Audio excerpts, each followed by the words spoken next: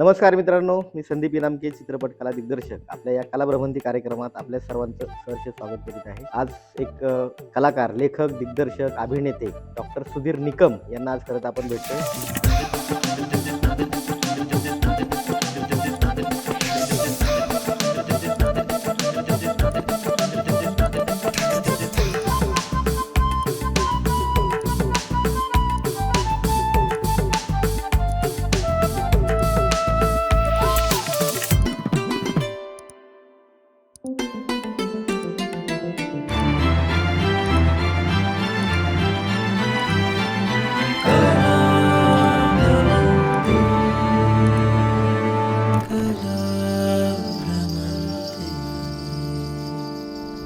तर नमस्कार, नमस्कार. तुमचं सहर्ष स्वागत आहे आमच्या या कलाभ्रमंती कार्यक्रमात. म्हणजे भरपूर तुमचं आपण एकत्र काम केले, नवीन नवीन कामं चालू आहेत. पण या क्षेत्राकडे नक्की डॉक्टर तुम्ही कसे वळालात? मुळात कसं ना, मी बीडचा आहे आणि आमच्याकडं ना निजामती पट्टा होता, म्हणजे हैदराबाद स्टेट जे होतं त्याच्या अंडर बीड येत होता. तर त्या काळात ना स्वातंत्र्यासाठी मेळे असायचे, मेळा प्रकार असायचा. हो. तर आमच्या लहानपणापर्यंत ते मेळे प्रकार चालू होते. तर त्या मेळे प्रकारामुळं काय झालं, आम्ही लहानपणीपासून त्या मेळ्यामध्ये कलाकार म्हणून आलो आणि तिथपर्यंत ठीक होतं की गाण्यावर डान्स वगैरे करणं हेपर्यंत. परंतु नाटकाकडे येण्याचं मला सगळ्यात मजेशीर कारण कसं की माझ्या गल्लीतच नंदू माधव राहायचे. अच्छा. मग चंद्रकांत कुलकर्णी तिथं राज्यनाट्याच्या स्पर्धाला नाटक बसवायला यायचे. मग ती थोडं थोडं आम्हाला ते चुनचुन व्हायला लागलं. मग बालपणी अशी घटना घडली माझ्या आयुष्यात. माझे वडील फॉरेस्ट ऑफिसर आणि गेवराईमध्ये ना एक एरिना नावाची सर्कस आली. तर त्या सर्कसीमध्ये प्राणी असायचे. फॉरेस्ट ऑफिसरची परवानगी लागायची. मी 6 बहिणीच्या नंतर झालेलो, त्याच्यामुळे वडिलांचा लाडका. मग मी आई वडील एकदा सर्कसला गेलो. मग 6 भाग आहे म्हणून आम्हाला ना आतनं सर्कस दाखवली. म्हणजे मजेशीर किस्सा आहे. मला त्या मालकाने त्यावेळेस ग्लुकोजचा बिस्किट पुडा दिला आणि मी आतनं सर्कस बघितली. मग नंतर आम्ही बाहेर बसलो, छान म्युझिक वाजली, कर्टन ओपन झाला, लाईट वगैरे वगैरे, आणि तेच मी जे बघितलेले लोक होते ते बाहेर आले आणि ते छान त्यांनी सायकल वगैरे कसरती करायला लागली. सर्कस संपली. माझ्या बालमनावरती तकलीफ झालं. मी म्हणलं, यार तो मालक होता हे त्याच्या हाताखाली कामाला होते आणि कर्टन ओपन झालाय, म्हणजे अच्छा कर्टनच्या मागं गेलं, लाईट लागली की कर्टन ओपन होऊन आपण बाहेर यायचं. योगायोगाने त्याच वर्षामध्ये मी मै तुलसी तेरे अंगण की सिनेमा बघायला गेलो. 5-5.5 वर्षाचा असेल मी त्या काळात. आणि तिथेही मालक भेटले आमचे, शाहूराव पाटील, जे आमदार लक्ष्मण पवारांचे आजोबा होते, भगवती टॉकीचे मालक. मग ते आम्ही पिक्चर बघायला गेलो. तर मग ते राजेश खन्ना, वैदा रहमान हे ते जे कलाकार होते, मग मला वाटलं हे पाटील साहेब ह्यांच्या अंडर हे कामं करतील. सेम कर्टन ओपन होते आणि ते आले पडद्यावर. मी त्यावेळेस आईला म्हणलो की मी मोठा झाल्यावर पडद्याच्या मागं जाईल.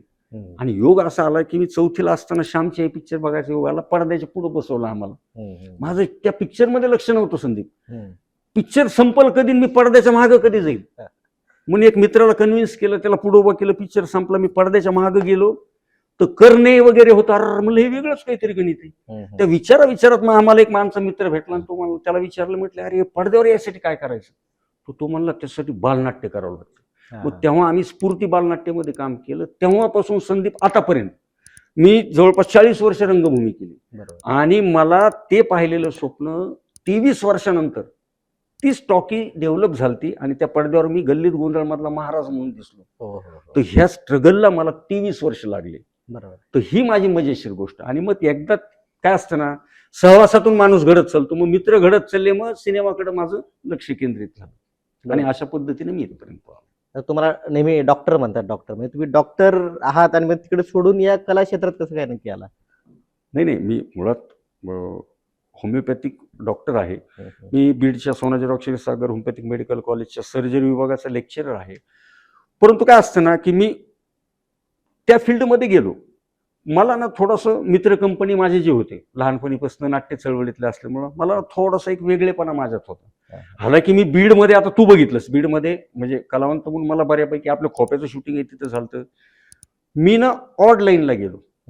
मी बीडपासनं एक 30-35 किलोमीटर अंतरावर बंजारा समाजाचे तांडे आहेत. मी तिथं जाऊन दवाखाना टाकला. का तर मला पहिल्यापासून वाचन एक तो गुण नाद नावाचा प्रकार माझ्यात होता. मी तिथं गेल्याच्या नंतर ना मला वेगळे विषय उघडी नजर असल्यामुळं, कान उघडे असल्यामुळं मला ते जाणवायला लागलं की माझ्या दवाखान्याच्या बाहेरच लोक आहेत, ऊसतोड कामगार आहेत, त्यांचे प्रश्न आहेत, हे आहेत. मला ना मग प्रश्नांची जाणीव करून घेण्यासाठी. कारण स्पर्धा आहे, नवीन विषय एकांकिकाला पाहिजेत, नाटकाला पाहिजेत, म्हणून मी बरोबर. अशा भटकंती करत राहिलो. आणि मला हळूहळू कळायला लागलं की अरे बाप, दुसऱ्यांचे विषय घेण्यापेक्षा आपल्याकडंच खंडीवर विषय आहेत बीडमध्ये. बरोबर. कारण बीडमध्ये ना रेल्वे होती, ना बीडमध्ये MIDC, ना बीडमध्ये काहीच नाही. बीडमध्ये 11 तालुके आणि 12 आमदार. गल्लीत गोंधळ कसा काय झाला तयार? तसंच. तसंच आहे. त्याच्यामुळं आमच्या प्रश्नांकडे लक्ष देण्याचा नाद लागला आणि तिथून मग मला ही एनर्जी भेट चालली. मग मी म्हटलं नाही बाबा, डॉक्टर की नको. आता दवाखाना माझा चांगला चालत होता, पण मला माझ्या मित्रांनी सांगितलं की जर तुला या फील्डमध्ये काम करायचंय, बघ या फील्डमधलं एक प्रामाणिकपणे सांगतो मी माझ्या सगळ्या मित्रांना, तुम्हाला जर संध्याकाळी स्ट्रगल करून घरी आल्यावर जर ताट वाढून दिलेलं असेल तर तुमच्या आयुष्यात काय होणार नाही.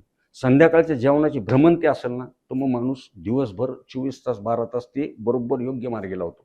म्हणून मी काय केलं की माझे जे कमवायचे साधन होते, मग मी मेडिकल कॉलेजचा राजीनामा दिला, मी दवाखाना बंद केला.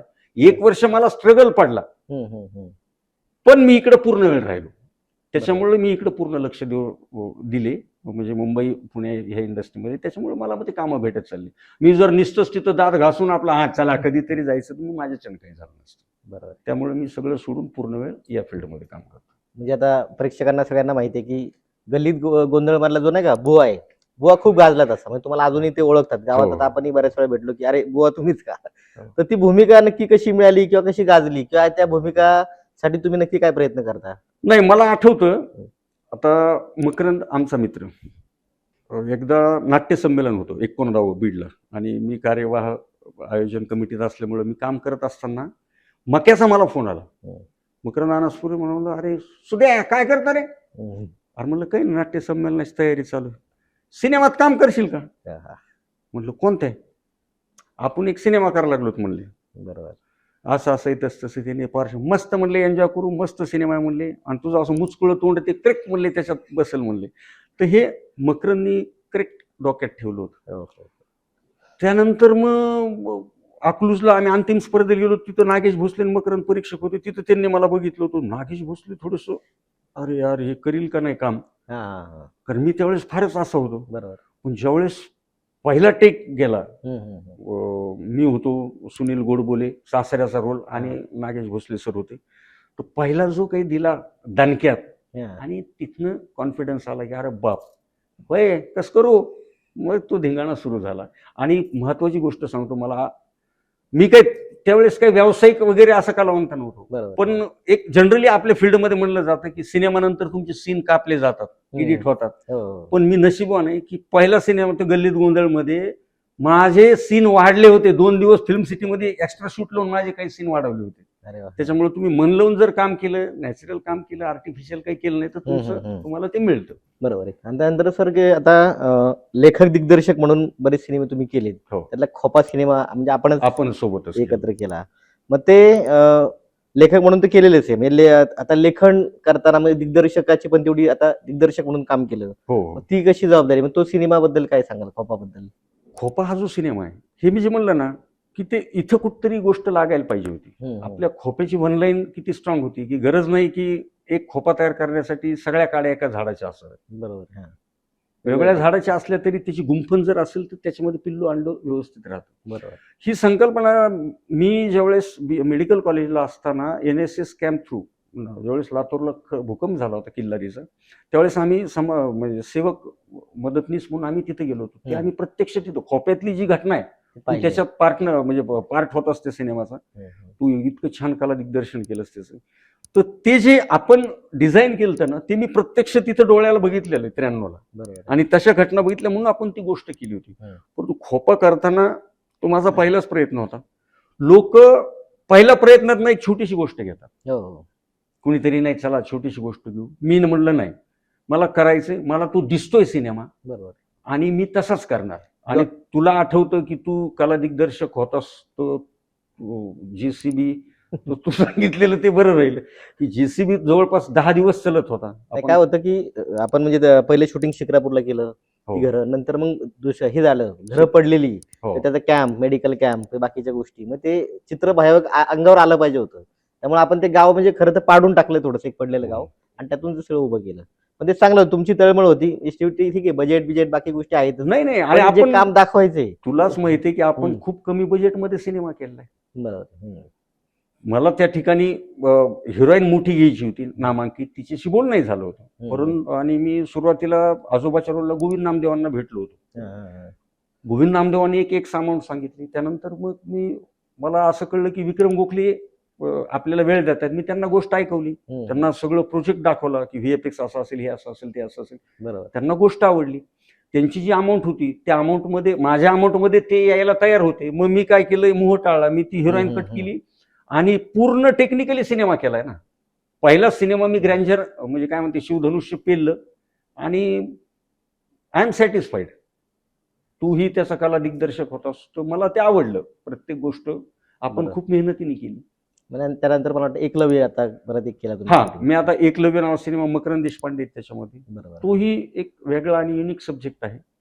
तोही मी वेगळा सब्जेक्ट केलाय, कारण शक्यतो मी वेगवेगळे सब्जेक्ट करतो. मुळात तुम्ही लेखक आहात, म्हणजे लेखकाला माहिती आहे की सिनेमा तुम्ही कुठलाही विषय घेणार नाही, पण लेखक म्हणून तुम्ही कुठले सिनेमे केलेत की आता नक्की काय चाललंय काम? माझे लेखक म्हणून माझे बरेच सिनेमे आहेत. म्हणजे दणक्यावर दणका जो सिनेमा होता, प्रचंड सुपरहिट कॉमेडी सिनेमा आहे. तो मीच लिहिलेला, कथापटका संवाद, कांचन नायकांनी डिरेक्ट केलेला सिनेमा आहे. त्याच्यानंतर आता एक डाव भूताचा सिनेमा, माझे म्हणजे रांगाने बरेच सिनेमे आहेत. धर्मरक्षक संभाजी महाराज सिनेमा माझाच आहे. ताराराणी सिनेमा माझाच आहे. चाय गरम बिस्कुट नरम माझाच आहे. पोस्टर बॉयज सेकंड पार्टचं जे लिखाण झालंय ते माझंच आहे. मी व्हरायटीचे सिनेमे लिहिले. आता कोल्हापूरला जो शूट झाला सॅटर्डे नाईट, तो सिनेमा माझाच आहे. मी आता हिंदी सिनेमा लिहितोय. मी तेलुगू सिनेमा, म्हणजे मला तेलुगू भाषा येत नाही, पण माझे तिकडे असिस्टंट आहे, ते तेलुगू सिनेमाही मी करतोय. मी वेब सिरीजही करतोय. म्हणजे माझे जवळपास सिनेमे नाही म्हणलं तर 30-35 सिनेमे झालेत माझे. बरोबर. म्हणजे सिनेमा तुम्ही लिहिलेत, म्हणजे मला मालिका लिहिल्यात बऱ्याचशा. हो, मालिका असतील, जाहिराती असतील, नाटक असतील, आता वेगवेगळे लेखन असतं. म्हणजे ऍक्च्युली हे वेगवेगळे माध्यम आहेत. ते तुम्ही लेखक म्हणून कसं स्वीकारता किंवा कशी जबाबदारी तुम्हाला असते ती नक्की? हा खरंच मुद्द्याचा प्रश्न आहे. आणि याच्यामध्ये मी म्हणजे जे माझ्या फील्डमधले जे कोणी आहेत ते त्यांना कानाला हात धरून सांगतो. मुळात संदीप, आपला गोंधळ काय होतो ना कलावंतांचा, जे या फील्डमध्ये येत आहेत, मुळात ना हे 3 माध्यम वेगळे आहेत. 3-4 माध्यम, म्हणजे एक नाटक, दुसरं मालिका, तिसरं जाहिरात आणि चौथं सिनेमा. भले ह्याची जातकुळ एकच असली, गोंधळ काय असतो, जातकुळ एक म्हणजे काय. फॉर एक्झाम्पल, मी ढोबळ माने बीडसाई म्हणून मी एक उदाहरण देतो तुम्हाला. ढोबळ मानाने मी जर वर्गवारी कर म्हणलं तर मी ढोबळ मानणं वर्गवारी कशी करेल. नाटक म्हणजे दूध आहे, मालिका म्हणजे दही आहे, लोणी म्हणजे जाहिरात आहे, आणि तूप म्हणजे सिनेमा आहे. बरोबर. हे सगळं एकच आहे बघ. 4 याच्यामध्ये स्क्रिप्ट असते, आर्टिस्ट असतात, दिग्दर्शन असतं, अभिनय असतो, कॅमेरा असतो. लोकांना हा गोंधळ कळत नाही. नाटक ही जिवंत कला आहे, ज्यामध्ये तुम्ही आहे तेवढेच दिसतात, आणि सिनेमात लार्जन दॅन आहे त्याच्यापेक्षा तुम्ही मोठे दिसतायत. तर माध्यम 3 वेगवेगळे आहेत. तुम्ही जर मालिकामध्ये, नाटकामध्ये इकडे एवढं ओव्हर ऍक्टिंग करतायत का, तर शेवटच्या प्रेक्षकाला तुझा हात, ते एक्सप्रेशन कळले पाहिजे. बरोबर आहे. मालिका छोटा कॅमेरा आहे, क्लोज जास्त हे करतात, ते म्हणतात इकडे हे चालणार नाही, तर इकडे एवढं चालणार, इकडे कॅमेराच बाहेर जाणार, आणि सिनेमात इकडे. तर हे नटनी हे फरक ऍक्टिंग मधला कळला पाहिजे ना. बरोबर आहे. तसं लिखाणात सुद्धा आहे. नाटक काय आहे, भावना प्रधान आहे, तिथे शब्दांना जास्त महत्व आहे, संवादाला जास्त महत्व आहे. बरोबर. मालिकामध्ये रटाळपणा जास्त, म्हणजे एक लग्न जरी असलं ना, आपण ते कुठली तरी मालिका होती, म्हणजे 13-14 महिने झाले तरी डिलिव्हरी व्हायना, करते ते मुळात त्याचं पिंड असतोय. नाटक हे लेखकाचं माध्यम आहे, मालिका हे निर्मात्याचं माध्यम आहे, आणि सिनेमा हे दिग्दर्शकाचं माध्यम आहे. या 3 माध्यमांचा विचार केला तर निर्मात्याला त्याचा फायदा आहे, तो ताणीत राहतो विषय. नाटक शब्द, तो शब्द प्रभुत्वाचं माध्यम आहे, आणि सिनेमा हा कॅमेरा दिग्दर्शकाचं माध्यम आहे. त्याच्यामुळं लिखाण करताना ना, एक फॉर एक्झाम्पल सांगतो तुला, की एखादा असा सीन आहे की पाऊस पडतोय आणि नवरा बायकोला म्हणलाय की मी आल्यावर भजे कर, वातावरण छान आहे. एक तुम्ही निर्माते म्हणून मला लाईन दिली. बरोबर आहे. नाटकातला लेखक कसा लिहिणार? फॉर एक्झाम्पल, नाटकातला लेखक, अरे वा, ढगांचा आवाज, कडकडाट, छान, तुला आठवतं की मी तुला पाहायला आलो होतो? ती म्हणणार हो, त्याचं आता काय, असाच पाऊस पडत होता, अशीच संध्याकाळ होती, आणि मग मी बसलो होतो, आणि अचानक थांबलो आणि वळलो, तो पाहतो तर काय, भज्याचा घमघमाट सगळीकडे पसरला होता.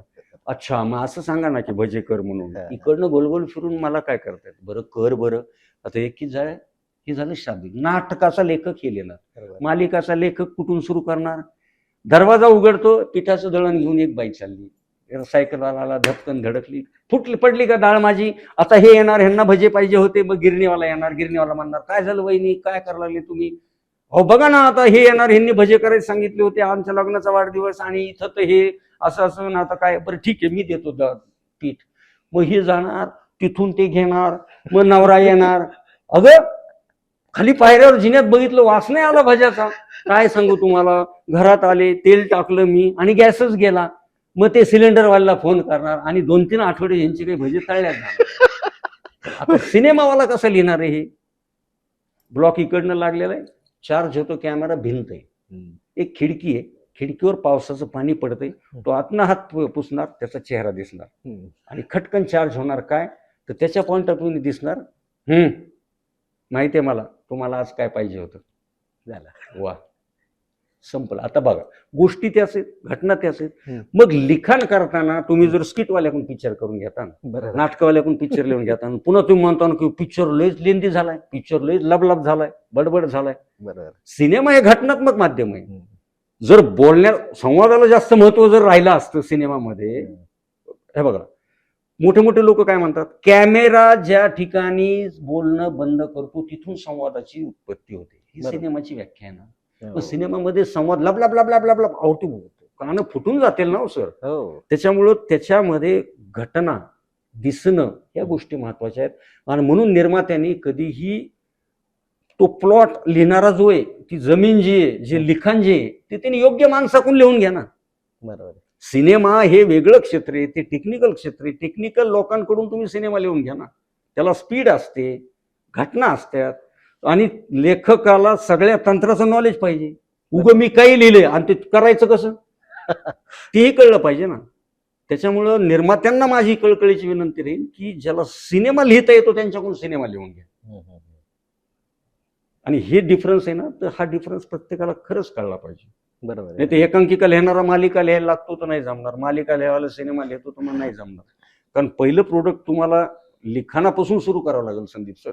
लिखाण जर तुमचं ते मुळात मराठी पिक्चर काय झालं त्याच्यात अडकून पडलाय कथेमध्ये. अरे त्यांची गोष्ट लय चांगली, जर ती टेक्निकली रायटिंग झाली तर तो दिग्दर्शक टेक्निकली शूट करेल, आर्ट डिरेक्टर त्याला टेक्निकली देईल, बरोबर. हा ना, बॅकग्राऊंडवाला त्याला टेक्निकली म्युझिक देईल. जर ते रायटिंगच तुमचं टेक्निकली नसेल तर मग सगळंच गोंधळत चालतं ना. मग गृहीत धरणं सुरू होतं. मग निर्माता म्हणतो माझा सिनेमाचं काऊन असं झालं, आता त्याला कुठं सांगावं. बरोबर आहे. नाही चांगलं आहे. आता खोपा सिनेमा करताना आता तुम्ही म्हणजे लेखक दिग्दर्शक होता आणि पूर्ण म्हणजे लिखाणापासून तर रिलीज पर्यंत म्हणजे आपण शेवटपर्यंत एकत्र होतो. मग ती जबाबदारी नक्की काय असते दिग्दर्शक म्हणून, तुम्ही ती कशी हँडल करताय? नाही, लिखाण म्हणून ही एका HOD म्हणून जबाबदारी असते. मुळात ना नाटक, मालिका, सिनेमा ही समूह कला आहे.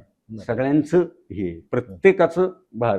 म्हणजे फॉर एक्झाम्पल एखादी आपण समजा बिर्याणी करतोय तर त्याच्यात एवढे जिरे, मिरे, काळा मसाला, हे ते तांदूळ टुंदूळ सगळ्यांचा आपापला घटक आहे, त्याच्यातून ते तयार होतं. सिनेमाचं तसंच घटक आहे. पण ज्यावेळेस तुम्ही दिग्दर्शक म्हणून, कॅप्टन ऑफ शिप म्हणून जबाबदारी घेतात त्यावेळेस तुम्हाला ती गोष्ट निवडण्यापासून, गोष्ट बांधण्यापासून, ती गोष्ट तुम्ही बांधली आहे तर त्याच्या आधी तुम्हाला 2-3 रेकी करावं लागतात, त्याच्यानंतर स्क्रीन प्ले लॉक करावा लागतो. स्क्रीन प्ले लॉक केलाय तर ते कॅरेक्टर्स वाईज तुम्हाला प्रत्येक कॅरेक्टरचा विचार करावा लागतो. तुम्हाला आर्ट डिरेक्टर सोबत बसून तुम्हाला त्याचा टोन ठरावा लागतो, है ना. की यार तिने भिंतीला समजा ब्ल्यू दिलाय आणि माझ्या कॉस्ट्युमवाल्यानी ब्ल्यू शर्ट घातलाय तर ती त्याच्यात मर्च होईल. तर या सगळ्या गोष्टींचा विचार करावा लागतो. त्याच्यानंतर आर्टिस्ट फायनल करत असताना तो त्या कॅरेक्टरमध्ये जाईल का. आपल्याकडे काय होतं, एक साधी गोष्ट आहे, तुला अनुभव असेल की व्हीजी सर होते. व्हीजी सरांनी पहिल्याच दिवशी मला म्हणले की नाही मी पायजामा घालतो. मी म्हणलं नाही सर मला 2 टांगे धोतर पाहिजे.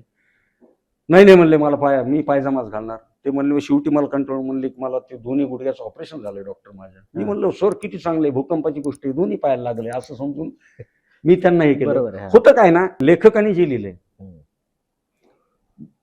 तिने 4 महिने 5 महिने प्री प्रोडक्शन केलं सगळ्या डिपार्टमेंट सोबत बसून. ब्लॉक वाईज तिने कॅमेरामन सोबत, लाईटवाल्या सोबत, सगळ्यासोबत बसून तिने ब्लॉक वाईज सगळं केलेलं असतं.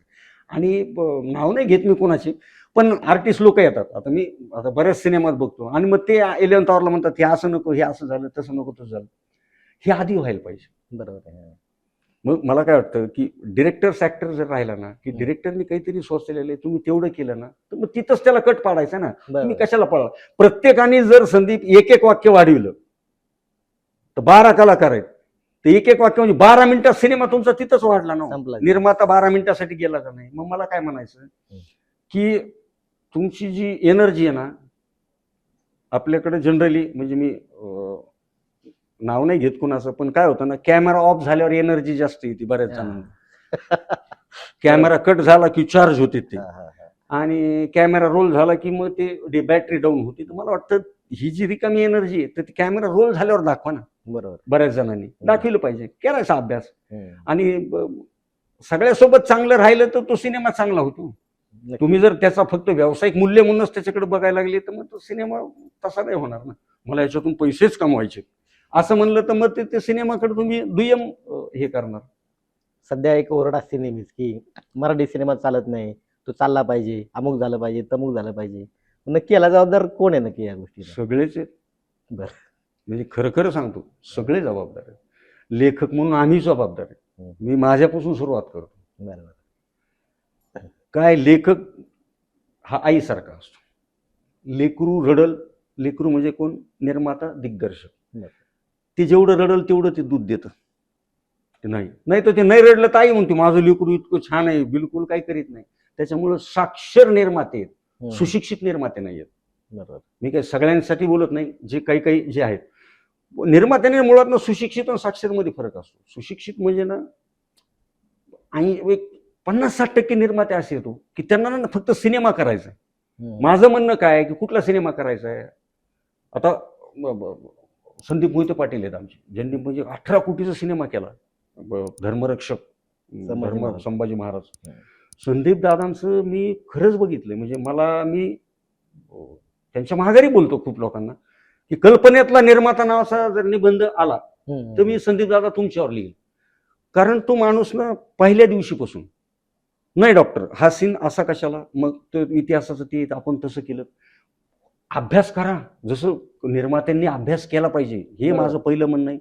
मग निर्माते करीत नाहीत अभ्यास. लेखक लोक चेंज व्हायला तयार नाहीत, काळानुरूप स्पीड घ्यायला तयार नाहीत. बरोबर. हाय त्याच कथेमध्ये गुरफटून पडलात. आता तो जमाना गेला हो. अहो त्यावेळेस सोनं 2,500 तोळा होतं, आता 1.5 लाख तोळा झालंय. बरोबर. जमाना बदललाय. आता 1 मिनिटामध्ये स्क्रोल करायला लागले. त्याच्यामुळं कंटेंट आहे तुमचा खूप कमी. चलचित्र माध्यमामध्ये काम करतात, स्थिर चित्रामध्ये करत नाही. सिनेमाला चलचित्र म्हणतो आपण, ते झपझप गेलं पाहिजे. वर्ल्ड सिनेमा किती स्पीडली आहे. तुम्ही लबला बोलू नका, त्या घटना स्पीडली दाखवा, सिनेमाला उंची दाखवा. निर्मात्याला मला सांग नाही, हॉरर करायचं तर 10 हॉरर सिनेमे बघा ना, OTTवर बघा. अरे ह्यांनी काय केलंय, मग आपण काय करायचं. मी आता कोल्हापूरला सिनेमा दिला हॉरर, संदीप खोट नाही सांगत. त्याच्यात 8 महिन्याचं बाळ सिरियल किलर आहे. साऊथवाल्यांनी VFX केले. ते म्हणले यार ही कन्सेप्ट काय आहे. तर मग त्यांना मी सांगितलं की एक बेबीला जन्माला यायचं होतं आणि तिला तुम्ही अबॉर्ट करून मारून टाकले. ती बेबी प्रत्येकाच्या हे करायला लागली. युनिक कल्पना करा ना, तुम्ही वेगळे पण करा, तुमचे सिनेमे चालणार. निर्माता तिथं, त्याच्यानंतर दिग्दर्शक. किती टक्के, आता माझा तर सगळ्या दिग्दर्शकासोबत पाला आहे, तो किती टक्के दिग्दर्शक? हे बघा 70% दिग्दर्शक आहेत. मी कुणाचे नावं घेत नाही, ते पॅरासाइट दिग्दर्शक असतात. कुणीतरी एक असोसिएट डिरेक्टर घेतात, त्याच्या खांद्यावरती जू टाकतात, त्याला चकारी धरून चालायला लावतात आणि हे नुसतं ऍक्शन कटीत. मी तर नाव नाही घेत, एका दिग्दर्शकाचा सिनेमा चालू होता आणि ते झोपलं होतं. तर एका अभिनेत्याने इतका छान सीन झाला, त्याच्या हातात तांब्या होता, तिने तांब्याच फेकून आणला होता. शपथ सांगतो. मग असे पॅरासाइट डिरेक्टर असतील तर तुम्ही त्यांची काय अपेक्षा करणार? मग त्यांनी अर्धज्ञानी नव्हतं, पूर्ण ज्ञानी हो ना. बघा ना जागतिक सिनेमा कुठं चाललाय. रोज एक फोन आपला रोज त्याला 15 दिवसाला अपडेट म्हणून सांगतो. मग फोन जर हे तंत्र अपडेट म्हणून सांगतो तर तुम्ही तुमच्यात अपडेट झालं पाहिजे ना राव. अपडेट व्हा ना. तिथं तो गोंधळ आहे. आणि बाकी मी तंत्रज्ञ होतो. आता तू म्हणशील मी त्यांच्यावर बोलतो, मी माझ्यावर बोललोय. तंत्रज्ञ सुद्धा त्याला काम म्हणून बघायला लागले तरी त्याला कला म्हणून बघा ना. तुम्ही जर काम म्हणून बघत असताल की ना माझं रोजंदारी 15 दिवसाच काम मिळालं, असं नका बघू ना. तुम्ही पैसे म्हणजे इतकंच बजेट आहे मी एवढंच देणार, काय फरक पडला नाही. 100 रुपये त्याच्याकडे आहेत आणि तुमची क्वालिटी 1000 रुपये द्यायची, तर तुम्ही त्यात स्किल वापरा ना. कल्पना करायला पैसे लागतात का संदीप? मग कल्पना दरिद्री का व्हायचं आपण? प्रत्येक ठिकाणी निर्मात्याला पैसे कमी होते असं म्हणू नका ना. सगळे जर त्याच्याकडे तिकीटीची बघायला लागले तर त्यांची ती चूक आहे. उरलं सुरलं आपण आधुनिक तंत्रज्ञान नाही मराठीतले लोक जवळ. तू खोप्यामध्ये बघितलं, आपण 2016ला केलाय खोपा, पण आपण क्रोमा केलं होतं. कित्येक सीन आपण क्रोमातले केलते की विक्रम गोखलेंचं घर पडतंय, की भिंत अंगावर पडते, त्यांचं कुटुंब मरतं वगैरे. मी जो सीन केलता त्याच्यात घर पडते. आपण किती सीन क्रोमाचे केले. मग आपण त्यावेळेस क्रोमा, आधुनिक तंत्रज्ञान आपण का वापरत नाही?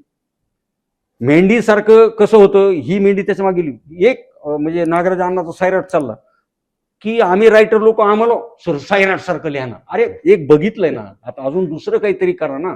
तर ही जी आहे ना, ह्याच्यामुळे गोंधळ होते. टेक्निकलचा अभाव आहे. बजेटचं कारण सांगतात, बजेट फिजेटचं काही नसतं, टेक्निकलचा अभाव आहे. त्याच्यानंतर वितरण, कधी सिनेमा आला तेच कळत नाही, जाहिरात करीत नाही, तुम्ही कुठलंही करीत नाहीत. आणि त्याच्यानंतर खूप सगळे 70% आर्टिस्ट आहेत, त्यांची बिचाऱ्यांची चूक नाही. ते काय होतं, ते मालिकाही करतात, ते स्किटही करतात, ते इव्हेंटही घेतात, ते सुपाऱ्याही घेतात आणि पिक्चरही करतात. तर ते त्यांना बिचाऱ्यांना तारखा नसतात, तर त्यांनी थोडे तारखा दिल्या पाहिजे ना, वेळ दिला पाहिजे. व्हॅनिटी नाही हे कसं म्हणतात, काय थंड पोळी आली हे कसं म्हणतात. साऊथ मध्ये जाऊन बघा, आता मी साऊथ मध्ये जातो कायम ना सर. 7ची शिफ्ट असली तर 6:45ला आर्टिस्ट रेडी असतो. तो म्हणत नाही मला पोतं पाहिजे की पाहिजे. माझ्या एका सिनेमात हिंदीतले नट बघितले मी, मराठीतले बघितले. अरे छान एन्व्हायरमेंट आहे, तिथं चिखल होता, व्हॅनिटी येत नव्हती. आमचे लागले बोंबलायला, व्हॅनिटी नाही व्हॅनिटी नाही. आणि ते हिंदीतले मस्त फोटो काढून त्या डोंगरात फिरत होते. अरे बोले ऐसा हमको कब मिलेगा दिखने को. थोडस बरोबर आहे, ह्या सुखवस्तूकडे लक्ष देण्यापेक्षा कामाकडे लक्ष द्यावं. आता आपण सरगम केला होता. सरगम आपण एवढ्या भंडारदाराला इतकं काम केलं, घाट घरला होतो. हो. आणि त्या तिथं तर नेटवर्क नव्हतं. आपण असं ते घुंगरू वाजत वाजत वर टेरिसवर जाऊन आपण, बरं तुला आठवतं संदीप, मी आलो त्या दिवशी मला ऑप्शन दिले की इथं हॉटेल आहे, हे टेंट आहे आणि इथं बघा हे आर्ट डिपार्टमेंटचे पोर आहेत, तुला माहिती आहे नवनाथ वगैरे सगळे. मी कुठं राहिलो? बरोबर आहे, आपल्या बरोबर राहिलं. मी तुमच्या केबिन मध्ये राहिलो. वातावरण तसं होतं, मोचरं म्हणजे धरण एकदम बॅकवॉटर छान होतं. छान आहे, मस्त. आपण शेकोटी करायचो, गाणे म्हणा. तुम्ही ते आनंद घ्या ना, कामाच्या वेळेस तुम्ही काम करता छान, दिवसभर काम, रात्री आपण गाडी बिडी, तुम्ही सगळं बरेच किस्से सांगायचे. किती मजा होती. रात्री कुठे हाडोळीन आली, कुणी म्हणायचं मगर आली. हे मजेशीर गोष्टी आहेत ना, त्याचा आनंद घेतला पाहिजे. फक्त काम म्हणून गपचूप करून त्याला काय हे नाही, ती मजा नाही ना रे. तर मग ते ह्या सगळ्यांच्याच मी जे म्हणलं ना, ह्याला कारणीभूत पिक्चर नाही चालायला. सरकार सुद्धा नुसतंच आव्हान करतं, चित्रपट कुठं त्याला कामगार ह्याचा दर्जा देऊ, उद्योगाचा दर्जा. अजून ते काही कम्प्लीट व्हायना. बरं आपल्याला होतंय काय, 300 सिनेमे येतात संदीप, वर्षात आठवडे किती आहेत? 12×4 = 48. मग 300 सिनेमे कसे होणार त्याच्यात? मला काय म्हणायचं म्हणजे, साऊथवाले लोकांनी जे बोलले तेच मी तुम्हाला सांगतोय आणि मलाही त्यांचं खरं वाटलं. ते म्हणले सर तुमचे 300 सिनेमे येतात, आपण जशी गट शेती करतो तसे 10 निर्मात्याचा एक गट करा ना. म्हणजे आपले मच्छिंद्र धुमाळ निर्माते नेहमी तेच म्हणतात की अरे तुम्ही एकत्र काम करा. 10 निर्मात्याचे किती चाललेत? एक सिनेमा 1 कोटी तयार होतात, त्याला बिचारायचं 1 कोटी जात, बरे 1.5 कोटी जातात. 10 निर्मात्याचे 15 कोटी व्हायला लागले ना. 5 कोटी तुम्ही रिलीजला ठेवा, 10 कोटी तुम्ही ग्रँजर सिनेमा करा ना, चालणार ना. आणि सिनेमाची ती क्वांटिटी कमी झाल्या त्याच्यामुळं तुम्ही 1.5 आठवडा प्रत्येक सिनेमे चालतील ना आणि लोक बघायला येतील. कोण येणार बघायला? त्याच्यामुळे सिंडिकेट केलं पाहिजे. महामंडळाने म्हणा, महाराष्ट्र शासनाने म्हणा, मध्यस्थी करून सांस्कृतिक मंत्रालयानं एक सिंडिकेट करा की निर्माते, या वर्षामध्ये हे इतके निर्माते बाबा ह्यांनी सिनेमे केले पाहिजे, ह्यांनी असंच केलं पाहिजे आणि ह्यांची रिलीज हे काहीतरी तर करावं लागेल. बरोबर, कारण आता तुला माहिती आहे, तू आता पूर्ण वेळ आहेस, मी पूर्ण वेळ आहे, प्रचंड अवघड चालू आहे. मराठीला निर्माता ते म्हणतो चलतच नाही, इथून सुरुवात झाली. मग आपल्याला काय ही फील्ड बंद करायची का? नाही. पिक्चर चालण्यासाठी किंवा इंडस्ट्री चालण्यासाठी नक्की तुम्ही वेगळे काय प्रयत्न करताय का आता, किंवा काय करताय? हो, प्रामाणिकपणे करतोय. तुला प्रामाणिकपणे पहिला प्रयत्न सांगू, तुला खोटं वाटेल, मी रंगभूमीशी खरंच प्रामाणिक माणूस आहे. माझा पहिला प्रयत्न हे असतो, मी निर्मात्याला विचारतो तुमचं बजेट किती आहे. त्यांचं बजेट असतं सर 60 लाख 70 लाख 80 लाख हम्म, हम्म. आणि त्याच्यात त्यांना बाहुबली करायचा असतो. असं कसं होणार ना? 60-70 लाखात भल्लाल देव कसा उभा करू मी? हा. 60-70 लाखाची गोष्टीमध्ये मग मी माझा खलनायक कोण असेल? दूध डेअरी चेअरमन, हम्म. नाही तर मग सरपंच, हा. नाही तर मग पाटील, आमदार, ह्याच्या पुढंच काही नाही ना. बरोबर आहे. तर तुम्ही सगळ्यात पहिले हे जे निर्माते 60-70 आपल्याकडे बजेट आहे हम्म. आणि टार्गेट त्यांचं काय असतं, इकडं नाही चाललं तर OTT देऊ. महाराष्ट्र शासनाचे तर आपल्याला 40 भेटणारच. हा. अरे ती पाण्यात म्हैसन काठावर सौदा आहे ना ह्यो. त्याच्यापेक्षा माझा पहिला प्रयत्न मी काय करतो, अशा निर्मात्यांना मी प्रामाणिकपणे सांगतो, सर प्लॉट घ्या, हम्म. ह्या फांद्यात काही पडू नका. बरोबर आहे. हा सुद्धा प्रामाणिक प्रयत्नच आहे नक्की नक्की. हा. की हे असे निर्माते नकोच. हम्म. बरं तुमचे ठरले ठोकताळे आयटम सॉन्ग पाहिजे, हम्म. कुठं हे पाहिजे, हम्म. फाईट पाहिजे, आणि फाईट पाहिजे मग म्हणलं मग जरा रिगा फिगा लावा, हे नाही नाही बजेट नाही. हा. मोटरसायकलवाल्याला ते कॅमेरामनच्या छातीत बाम सोडायची वेळ येते हो. त्याला त्याला हँडी त्याला घेऊन पळावं लागतं त्याला. तुम्ही त्याला रिग देत नाही, तुम्ही त्याला बाकी फॅसिलिटी देत नाहीत, आणि तुम्हाला आउटपुट तसं पाहिजे, तर असं कसं होणार ना? बरोबर. तुम्ही प्रामाणिकपणे मला सांग नाही की बाबा, मी प्रत्येकाला तेच सांगतो. बजेट आता संदीप दादांनी जवळपास 18 कोटी बजेट टाकले. तुम्ही तो सिनेमा खरंच बघा. हो, पाहिलं ना. आता धर्मरक्षक 2 सुद्धा आमचं रायटिंग झालंय, पुन्हा अजून आमचं एक तिसऱ्याचं रायटिंग झालंय. सर ग्रँजर, सिनेमा हे ग्रँजर आहे.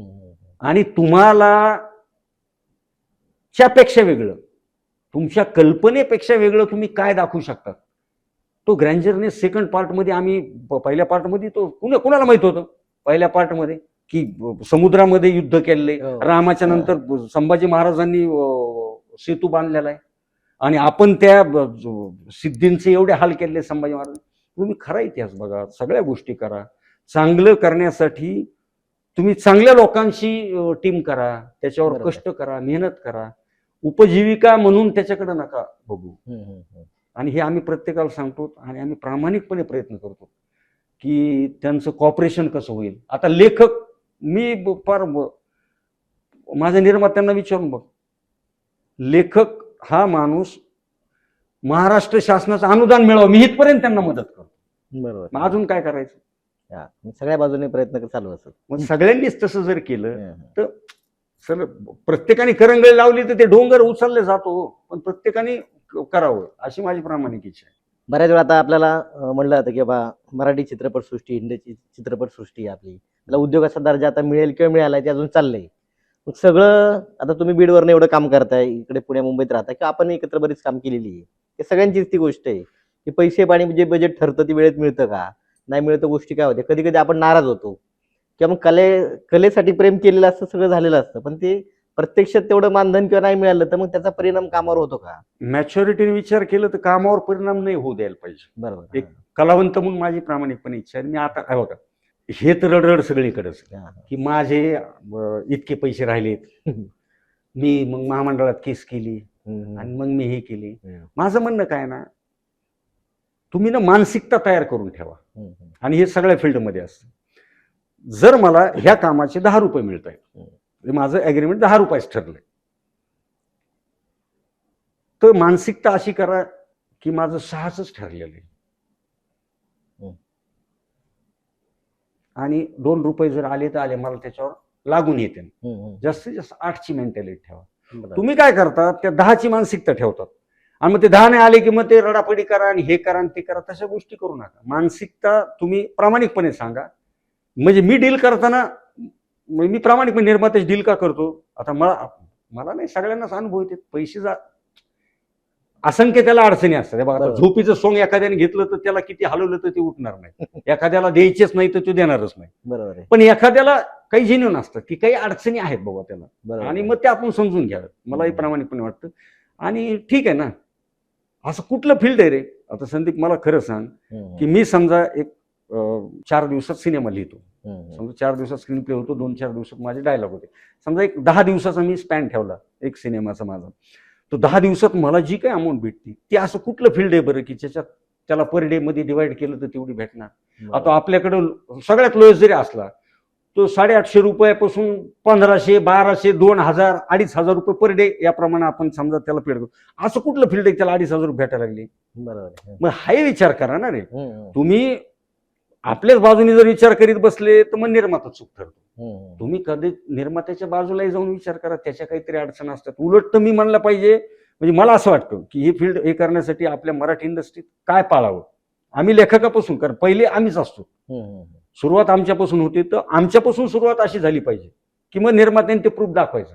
हे बघा, सुधीर निकम लेखक आहेत, ह्यांनी एक समजा 21 लाख रुपये लिखाणाचे यांनी घेतलेत बाबा, पण त्याच्यामध्ये ना आम्ही त्यांना ना 10 लाख रुपये द्यायला लागलो. हम्म. ते उरलेले 11 लाखाचे ना ते पर्सेंटेज वाईज आमचा पिक्चर चालला तर ते 11 लाखाची अमाऊंट हे करा, जसं साऊथमध्ये करतात. बरोबर. हा. तर तू आहेस आर्ट डिरेक्टर आहेस, तू तुझ्या आर्ट डिरेक्शनचे समजा तू 20-22 लाख रुपये घ्यायला लागलास, तर नाही, मला 11 लाख रुपयेच कॅश द्यायला लागलेत. माझे जे बाकीचं आहे ते मी 10 लाखाचं मी पर्सेंटेज वाईज व्हायला लागलो. जर पिक्चर चालला तर मला निर्मात द्या, हे आमचं लिगल ॲग्रीमेंट. साऊथमध्ये का करतात सगळेजण ते करतात, म्हणजे मग त्याची जी अमाऊंट आहे ती अमाऊंट ती मग वितरणापर्यंत त्याच्या कामी येईल ना. बरोबर. तुम्ही त्याला एडिटिंगच्या तिथंच त्याचे पैसे संपवतात आणि त्याच्यानंतर ते दारोदार नातेवाईक फिरायला लागले, तर मग तुमचं पिक्चर कसं चालेल? पण तो येणार कुठं, बघणार कुठं?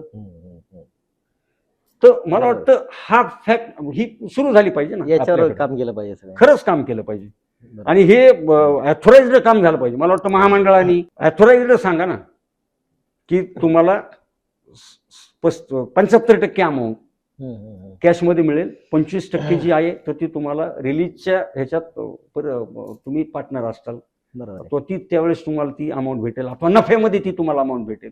कारण सगळं कोण करतं? महामंडळ करतं. रजिस्टर्ड कोणाकडे जाते? महामंडळाकडे जाते. मग महामंडळाने ते निर्णय घ्या ना कडक. बरोबर आहे. कुणीतरी तर सुरुवात केली पाहिजे ना. हो हो हो. आता कुणीतरी जिजाबाई झालं पाहिजे का नाही? त्यांना वाटलं पाहिजे ना की स्वराज्य जन्माला यावं, हो. नाही तर मग चालूच आहे. असं नको व्हायला ना. इंडस्ट्री अशाने मग हळूहळू कमी होईल म्हणजे आता कोल्हापूर ची आपण बघितलं की जी कलानगरी होती तिथं नाही ना, आता कमी कधीच घडत नाहीत ना. बरोबर. मराठी सिनेमा किती चालू आहेत? नाही, तर मग ह्याच्यावर काहीतरी उपाययोजना झाली पाहिजे. बरोबर. पण मी जे करतो तर मला जे वाटतं ते मी तुम्हाला सांगितलं की असं व्हावं. बरोबर बरोबर. तुमची आता भाषा शैली त्या तुम्ही बीडचे आहेत प्रॉपर, हो, म्हणजे काय मकरंद दादा किंवा तुम्ही सगळे, म्हणजे तुमचं एक वेगळा टोनिंग आहे सगळ्यांचा. काम करताना म्हणजे ऍक्टिंग करताना किंवा हे करताना एक फायदा होतो किंवा एक वेगळी ओळख तयार होते. मग ते तुम्ही कसं त्याचा तुमच्या ऍक्टिंग मध्ये किंवा त्या कलाकृतीत कसा फायदा करून घेता नक्की? मुळात काय ना, आमची बीड आहे ना, बीडची थोडीशी यंगरट भाषा आहे पण गोडवा आहे. मराठवाड्यातली बीडची भाषाच आहे. पीठ मागे आहे, लिंबू लाटके आहे, हा ना, भूत भेडवे आहे. आमच्याकडे असं सहज म्हणतात. आणि आमच्या भाषेची मजा काय ना, आमच्याकडं ना, म्हणजे फॉर एक्झाम्पल एखादी सासू बसली इथं, सुना इथं किरकिर करीत बसल्यात, तर सासू तिच्याकडे लक्ष न देता काय लागले रे मुठभर घोगऱ्यांसार रात मचमच काय, म्हणजे आमच्याकडनं असं म्हणींचा वापर खूप केला जातो जास्त. जी आमची प्रॉपर भाषा मकरंद अनासपुरे सरांनी वापरली सगळीकडे. त्या भाषेत गोडवा आहे. म्हणजे म्हणी सगळ्या चित्रपटात त्यांच्या दिसतात. हा, तर ते आमच्याकडे जनरली तशा म्हणी बोलल्या जातात. आणि आमची भाषा तोंडात जी जन्म जाते ना, तर ती लवकर निघत नाही. आम्हाला प्रमाण भाषा जर आम्ही बोलायला गेलो, आता मी ॲज अन रायटर म्हणून असणार नसणार श, मग मी इथं बोलायला इथं गोंधळण, पण लिखाण करताना मी रायटर म्हणून ते लिहितो. बरोबर. तो माझा त्याचा पार्ट झाला. पण आमची भाषा ना त्याच्यात गोडवाच इतका आहे. म्हणजे आम्ही जर थोडं शुद्ध असं काही बोललो, अरे केव्हा आलास बाबा, आयला हे पीठ मागं तो लय शेंगा झोडा लागले हो, लगेच त्याचा पान होता. ते कुणी असो. जसं कोल्हापूरला त्याच्या भाषेचं फ्लेवर आहे, तिकडे बघा कोल्हापुरात तुम्ही त्यांची भाषाने वापरली की ते बोंबलते. बिडातही तसंच आहे. पण ह्या भाषेमुळं ना मला लॉस नाही झाला संधी. बरोबर. मी आताही बोलतोय मी बीडच्याच भाषेत बोलतोय. मी रोल करतो तर मी बीडच्या भाषेतच करतो. भाई कसं करू, ही कुठली काय बीडातलीच भाषा आहे. बरोबर. मी कुणाशी मिटिंग करताना सुद्धा त्याचा मला फायदा काय होतो माहिती का, मी सामान्य आहे. मीटिंग मध्ये मी लक्षात राहतो लोकांच्या. बरोबर आहे. अरे यार वो बात कर रहा था यार, बहुत हसी आ रही थी. तर मी ना खूप आतमध्ये त्यांच्या इथपर्यंत लक्षात राहतो. बरोबर. आणि नियम काय ना, आजकाल प्रत्येक जण असामान्य दाखवण्याचा प्रयत्न करतो. राहणीमानात लेदरचे शूज, कुठं ते ब्रँडेड, हे ते बोलणं असं नाही ना. हे काय झालंय, मग असामान्यांची भाऊगर्दी झाली. हा. त्याच्यामुळे ते सगळे सामान्य झाले. बरोबर आहे. ह्याच्यात जे सामान्य राहील ते असामान्य व्हायला लागले. बरोबर. मकरंद अनासपुरे सर आज काय बरोबर. आज महाराष्ट्रात महास्टार आहेत, ते सुपरस्टार आहेत, ते नक्की. बोली भाषा. हम्म, हम्म, हम्म. तर तुम्ही ना जेवढं नागराज अण्णा सामान्यच आहे ना, त्यांचे सब्जेक्ट सामान्य. अरे तुम्ही सामान्य राहा तर असामान्य होतात. बरोबर. त्याच्यामुळे तुम्ही ना जेवढे सामान्य राहतात, काय होतं, आपलं फील्ड हवेच आहे. जमिनीपासून निसर्गाने काय सांगितले, तुम्हाला फळं आले की निसर्ग आंब्या झाड खाली वाकत वर जातं, खाली वागते. हा का तर जमिनीकडे जा. बरोबर. त्याच्यामुळं फळं आले की तुम्ही जमिनीकडे या. त्याच्यामुळं त्याच्यापेक्षा आपण आपली भाषा ना आपलं सोडलंच नाही पाहिजे, बरोबर. याचा त्रास होत नाही. चांगलं आहे. ही पद्धत आहे आणि हीच आम्ही वापरतो मराठीत सगळीकडे. बीडमध्ये बरेच कलाकार आणि बरेच नाटककार, संगीतकार किंवा इतर कलाकार झाले. नाही, मुळात ना बघा, बीडची स्थित्यंतर खूप छान आहेत. म्हणजे बीड हा निजामाचा जिल्हा आधी असं म्हणायचे. त्याच्यानंतर स्वातंत्र्य आलं आणि मग हे आधुनिक तंत्रज्ञान आलं, कारखाने आले, मग आमच्याकडचे सगळे देशाला ऊसतोडी कामगार जे आहेत आमच्या बीडचे आहेत. मग बीड हा ऊसतोड कामगारांचा जिल्हा झाला. त्याच्यानंतर ही ओळख ना कलावंतांनी पुसली. तुला मी सांगतो, बीडनी रंगभूमीला खूप कलाकार दिले.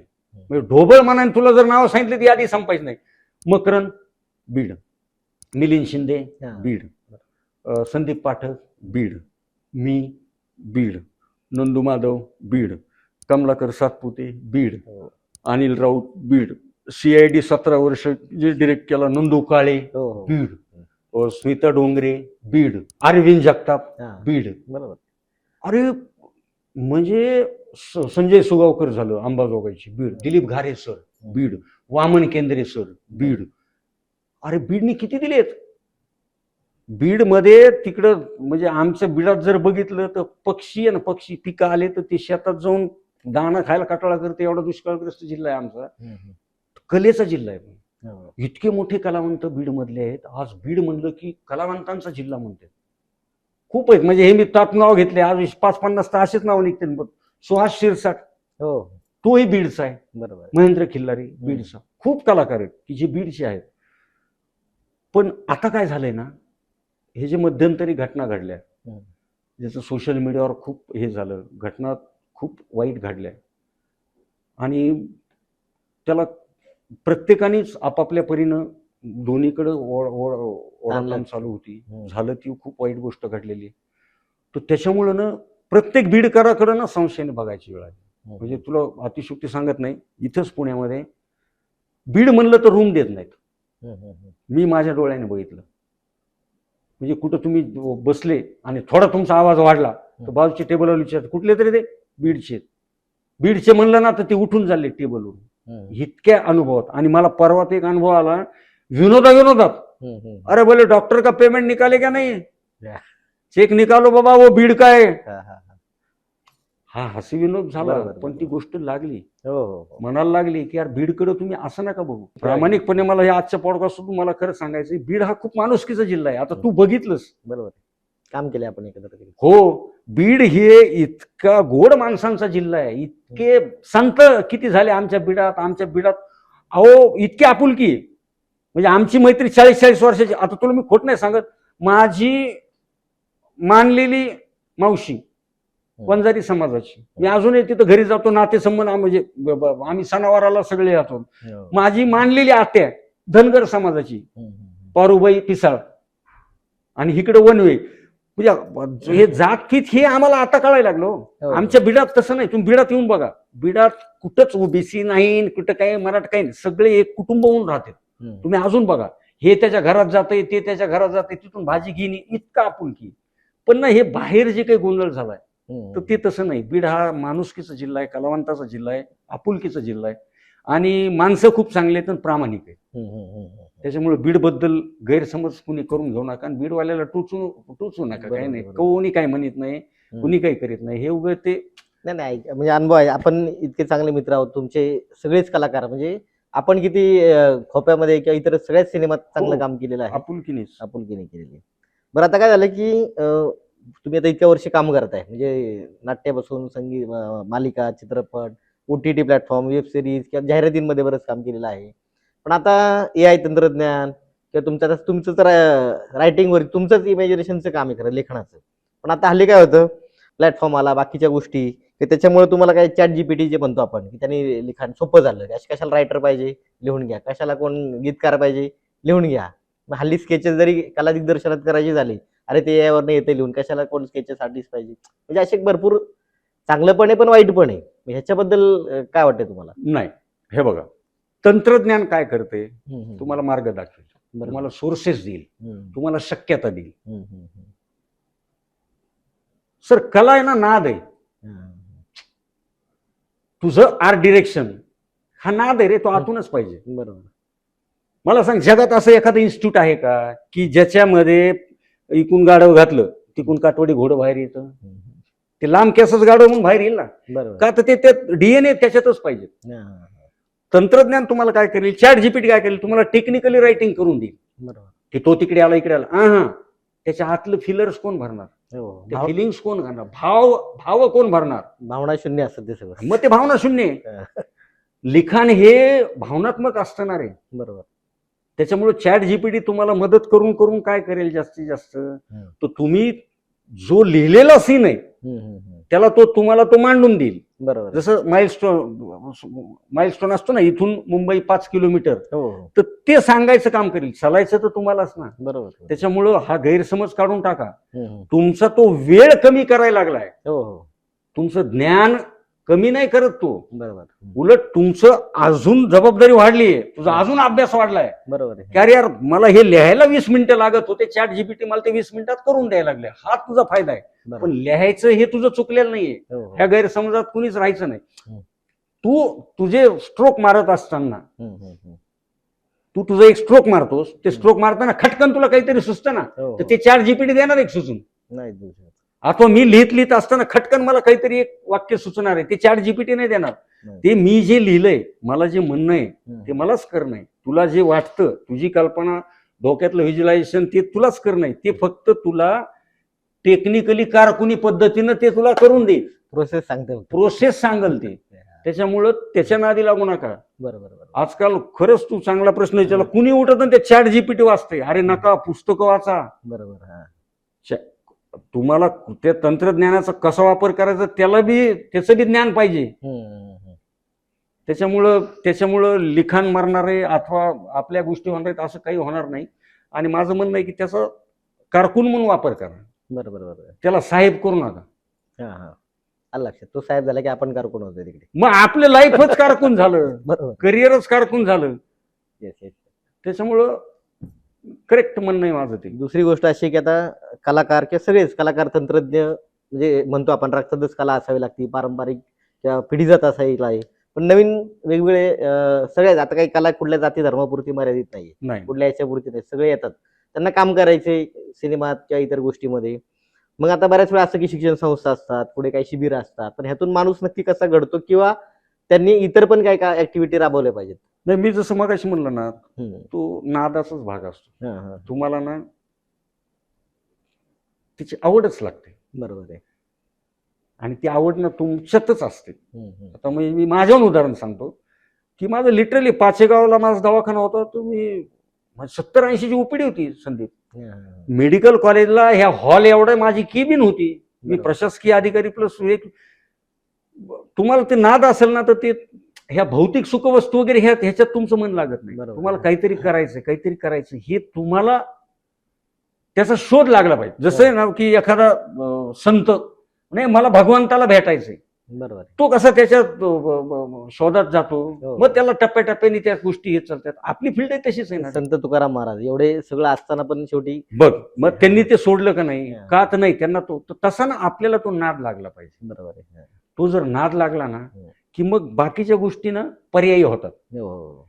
मग आपण एखादा समजा आपण प्रवास करतोय, मग आपण एक पोत ज्वारी घेऊन निघणार का? नाही. का? ओझं होतं आपल्याला, नको नको नको, चला आपण आपलं वाटात कुणी भेटलं तर खाऊ घालीन, नाही तर आपला अर्धा तुकडा. मग आपण ह्याला दुय्यम स्थान दिलं की नाही भौतिक सुख वस्तूंना? का? तर आपलं टार्गेट आपण ठेवले. तसं टार्गेट ठेवायचं. आणि टार्गेट ठेवलं होतं ना. हे बघ, आपण 500 मीटर जिंकायसाठी रोज 5000 मीटर पळतो का नाही? पळतो. मग हिथं का होत नाही? मी तुला प्रामाणिकपणे सांगतो, व्हिडिओ गेम आहे, व्हिडिओ गेम. हम्म. आमचे सर होते, आम्हाला ना प्रत्येक गोष्टीत आपण जे नाद म्हणतो शिकायचं आहे, याच्यातून काय शिकायचं, याच्यातून काय शिकायचं. लेखक काय असतो, समाजात जवळ दिवसा समाजात शिकतो तो आणि एकांतात लिहित बसतो. बरोबर. हा. लिखाण तसं केलं पाहिजे. लिखाण तर असेल. प्रत्येक गोष्टीतून तुम्ही शिका ना. हम्म, हम्म, हम्म. आम्हाला हे आमच्या सर लोकांनी सांगितलं की प्रत्येक गोष्टीतून शिक. तर व्हिडिओ गेम आहे का, हम्म. आपण लहानपणी खेळायचो व्हिडिओ गेम, हे किती परफेक्ट लागू होतं आपल्या फील्डना. नीट बघ, व्हिडिओ गेम आहे, आपण असे झोपलेलो असतो. पहिली स्टेप आली, जिंकली की आपण असे झालो. हम्म. का, तर दुसऱ्या स्टेपमध्ये अडचणी येत. हो हो हो. पण पहिली जिंकलास ना तू, हो. त्याचा विजय इतका घेतलास तू, इतकाच म्हणावलास. हम्म, हम्म. पण दुसऱ्या स्टेपचं टेन्शन घेतलंस, मग दुसऱ्या स्टेपला तू असाच केलं, जिंकलास. तिसऱ्या स्टेपला असा झालास कॉन्शियस अजून. हो. दुसऱ्या स्टेप जिंकल्याचा आनंद 5% घेतलास, 95% कॉन्शियस झालास. तिसऱ्या स्टेपला असा झालास, हा. जिंकलास, त्याचा 5%च आनंद घेतला. चौथी स्टेप जिंकायची, 95% कॉन्शियस झालास. असा होतो ना. 5व्या स्टेपला इथं. हम्म, हम्म, हम्म. बरोबर. हे व्हिडिओ गेम शिकवतो ना. हम्म, हम्म. आता आपली फील्ड बघ, स्ट्रगल असं करतो, मला मुंबईत जायचं, मला कलाकार व्हायचंय. एक काम भेटलं, दुसरं भेटलं, तिसरं भेटलं, यार कामच देत नाहीत. हम्म. आलता आर्टिस्ट व्हायला, त्याच्या बाबतीत जातो असिस्टंट मध्ये, हम्म. त्याच्या बाबतीत जातो आर्ट डिपार्टमेंट मध्ये, त्याच्या बाबतीत आणि शेवटी जातो प्रोडक्शन मध्ये. ना आता काहीच नाही जमलं तर कास्टिंग डिरेक्टर. बरोबर. मग असं जर असेल हम्म. तर कसं होणार ना. बरोबर. आपला उद्देश क्लिअर पाहिजे सगळं तो. हम्म. साधं गणित आहे की 95% कॉन्शियस व्हा, 5% आनंद व्यक्त करा. हम्म. हे बघा, अजिम प्रेमजींनी किती सोपं सांगितलंय. ज्या माणसाला काल काय केलं जे विसरता येतं आणि परवा काय करायची त्याची आज आणि उद्यामध्ये प्लॅनिंग करता येते, तेच लोक टिकतात. बरोबर. मग तुम्ही ह्या पद्धतीत चला ना. हम्म, हम्म, हम्म. तुम्हाला तर मरेपर्यंत स्ट्रगल आहे आपल्या सगळ्यांना. बरोबर. फ्रीलान्स फील्ड आहे आपलं, हम्म. त्याच्यामुळे आपण कंटिन्यू कॉन्शियस राहिलं पाहिजे. निसर्ग, मी जसं म्हणलं, फळं आल्याच्या नंतर खाली वागतो, तो तुम्ही अजून जास्त कॉन्शियसली खाली वागलं पाहिजे ना. बरोबर. जबाबदारी वाढते ना तुमची, हो हो. तर जबाबदारी वाढल्याच्या नंतर तुम्ही अजून सतर्क झाली पाहिजेत ना. तर आपल्याकडे उलट होतं, मग बरोबर. ते गोंधळ होतो. नक्की नक्की नक्की. खरंच म्हणजे आज जे म्हणतो ना आपण एखादा आरसा दाखवण्याचं काम खरं तर सगळ्याच इंडस्ट्रीला किंवा प्रेक्षकांना तुम्ही काम केलेलं आहे. आणि नाही, मुळात मी खरंच मनापासून बोलण्याच्या ओघात मी काही बोललो असेल तर मी मनापासून खरंच दिलगिरी व्यक्त करतो. पण मी एकतर वाचलेलं शिकत नाही, म्हणजे मला जे समाजात अनुभवाला आलं मी त्याच्यापासूनच बोलतो. होता होईल तेवढं कोणाला जर वाईट वाटलं असेल तर मनापासून दिलगिरी व्यक्त करतो. परंतु मी काय बोललोय ह्याच्यावर छानपणे विचार करा. आणि माझी इच्छा आहे की इंडस्ट्री आपली साऊथ पेक्षाही मोठी व्हावी, कारण इंडस्ट्री साऊथचीच आपण जन्माला घातलेली, त्याच्यामुळं आपण आहेत मोठे, तर आपण का असं, ही चिडचिड होती. त्याच्यासाठी मी तावातावानं बोललोय. नक्की नक्की. नाही, जे काय बोललाय तुम्ही खरं बोललाय. तर धन्यवाद डॉक्टर, तुम्ही आलात, एवढं छान आम्हाला सगळ्यांना मार्गदर्शन केले आणि त्याबद्दल तुमच्या मनापासून आभार. धन्यवाद. धन्यवाद साहेब. धन्यवाद.